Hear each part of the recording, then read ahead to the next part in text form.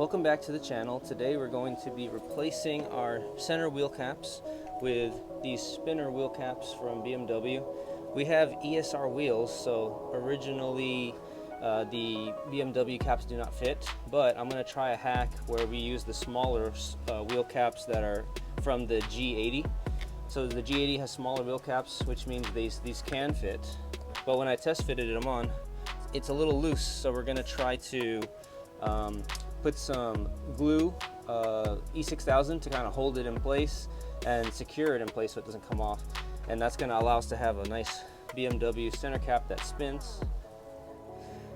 I also put a little O-ring around these areas just to make sure it fits nice and snug,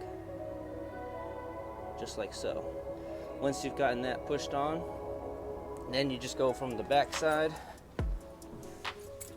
and get your glue all around here, and that's going to hold it in place. So this is the glue we're going to use, E6000. Just get a little goop of it and then place it on the edge here,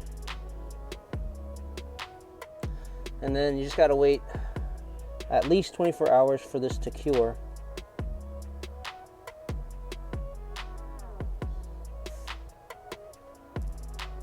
Okay, so let's go ahead and take a look at our finished result.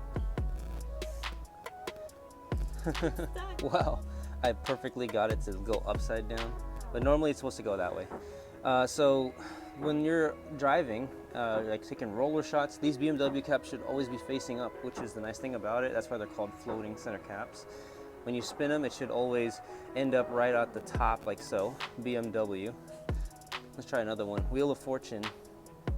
There it is. So let's show you how the BMW center cap stays upright while you spin the wheel. So the centerpiece stays nice and still while the wheel keeps moving. That's what makes this really cool. Give the glue 24 hours to dry up, and then you're ready to drive the car. So thank you guys so much for watching, and I'll see you guys in the next video. Have a good afternoon.